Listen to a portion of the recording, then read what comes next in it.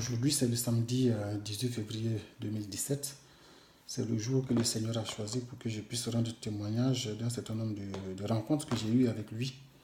Eh bien, il se trouve que en 1990, quand j'avais 20 ans, j'étais encore étudiant en deuxième année à l'école normale supérieure d'Abidjan, quand j'ai eu une série, quand j'ai eu d'abord une première rencontre avec Dieu, de façon euh, tout à fait spirituelle, puisque c'était dans un songe.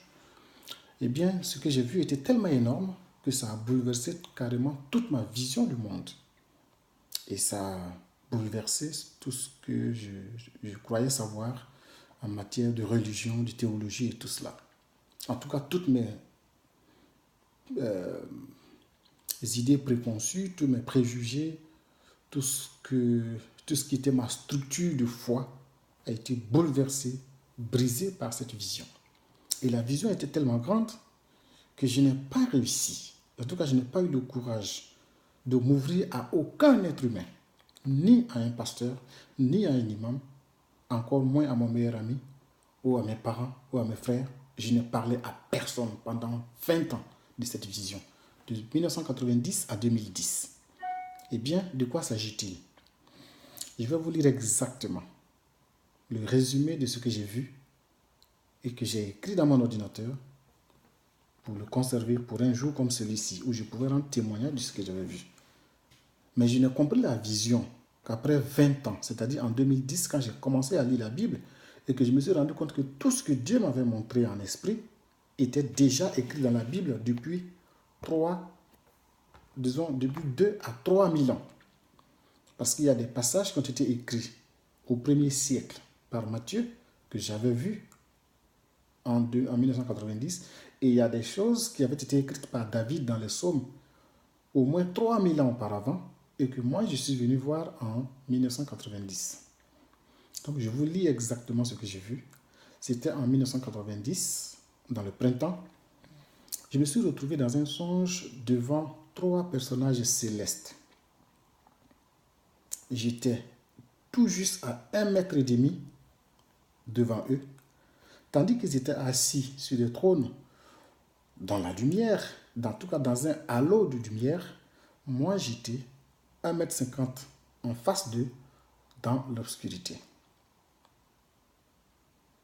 Eh bien, il y avait comme des étoiles qui tournoyaient au-dessus de leur tête.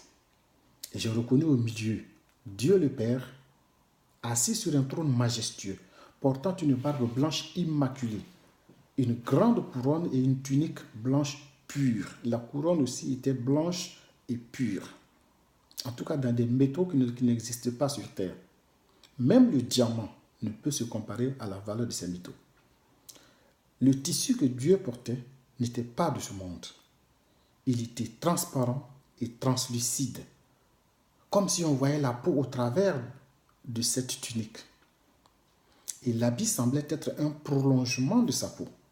Et à sa droite se tenait Jésus, assis sur un trône semblable à celui de Dieu, mais de taille plus modeste. Il portait une couronne identique à celle de Dieu, mais encore de taille plus petite. Et sa tunique était aussi blanche et aussi immaculée que celle de Dieu le Père, taillée dans le même tissu, de la même couture, mais plus modeste. Mais ce qui était bizarre, c'est que l'habit semblait être cousu alors qu'il n'y avait pas de trace de machine à coudre là-dessus. Et donc, les 2 personnages étaient assis, l'un à la droite de l'autre. Et c'est quand je lis la Bible en Matthieu 26, au verset 64, que j'ai compris ce que cela signifiait. Parce qu'il est écrit dans Matthieu 26, 64, en effet, que Jésus répondit, « Tu l'as dit, de plus, je vous le déclare, vous verrez désormais le Fils de l'homme assis à la droite de la puissance de Dieu et venant sur les nuées du ciel. » Mais à gauche de Dieu, Mahomet était assis dans une tunique différente, de couleur sombre, exactement du vert émeraude. Et sa couronne était différente avec des pierres précieuses d'ici-bas, comme l'or, le diamant, l'émeraude, le saphir, etc. Je ne savais pas, dans le songe, ce que signifiait la droite et la gauche. Je ne connaissais pas la symbolique de la droite et de la gauche. Mais elle représente en effet deux degrés de la spiritualité qui sont diamétralement opposés.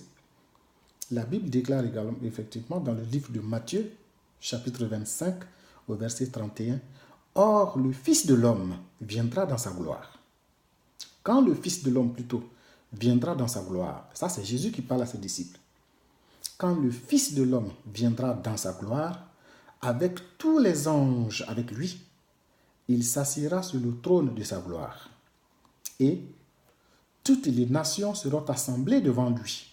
Et il séparera les uns d'avec les autres, comme le berger sépare les brebis d'avec les boucs. Et il mettra les brebis à sa droite et les boucs à sa gauche. Alors le roi dira à ceux qui seront à sa droite, « Venez, vous qui êtes bénis de mon Père, possédez en héritage le royaume qui vous a été préparé dès la fondation du monde. » Au verset 41, « Alors il dira aussi à ceux qui seront à sa gauche, « Allez loin de moi, maudits, dans le feu éternel qui est préparé pour le diable et pour ses anges. » Eh bien, c'est ainsi que j'ai compris enfin ce que signifie être à la droite de Dieu et être à sa gauche. Et le verset 46 précise bien, en faisant référence au bouc, « Et ceux-ci s'en iront au châtiment éternel, mais les justes à la vie éternelle. » Eh bien, je me tenais devant ces trois personnages sans dire un mot. Ils ne me disaient rien non plus. Ils ne me disaient rien non plus. Je les observais et je me demandais en esprit. Tandis que je les observais, je me demandais pourquoi Dieu le Père et Jésus sont comme des jumeaux et qui sont habillés de la même manière, assis sur la même couronne, disons sur le même trône et portant la même couronne pratiquement, portant la même tunique, blanche et immaculée, d'un tissu qui n'existe pas dans le monde. Tandis que Mahomet semblait porter un basin vert sombre, vert émeraude. Et pourquoi portait-il une couronne faite de pierres précieuses d'ici-bas? J'en ai conclu tout simplement que Mahomet devait être plus petit dans le ciel que Jésus-Christ. Et je ne suis pas allé plus loin dans mon interprétation.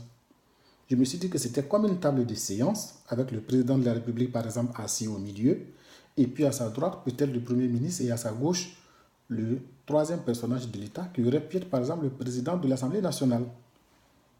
C'était une conclusion totalement erronée. C'est ce que j'ai compris plus tard, en 2010. Parce que Jésus était à la droite du Père.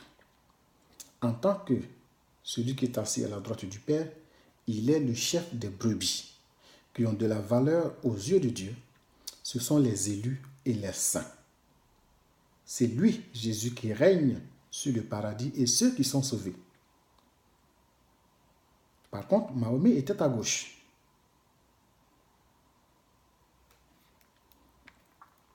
Dans le psaume 101, le roi David avait déjà écrit, 1000 ans avant Jésus, donc près de 3000 ans avant mon songe, le Seigneur a dit à mon Seigneur, « Assieds-toi à ma droite jusqu'à ce que je fasse de tes ennemis ton marchepied. » Et ceci était encore confirmé par Marc, par Matthieu, par Luc et par Jean dans le Nouveau Testament.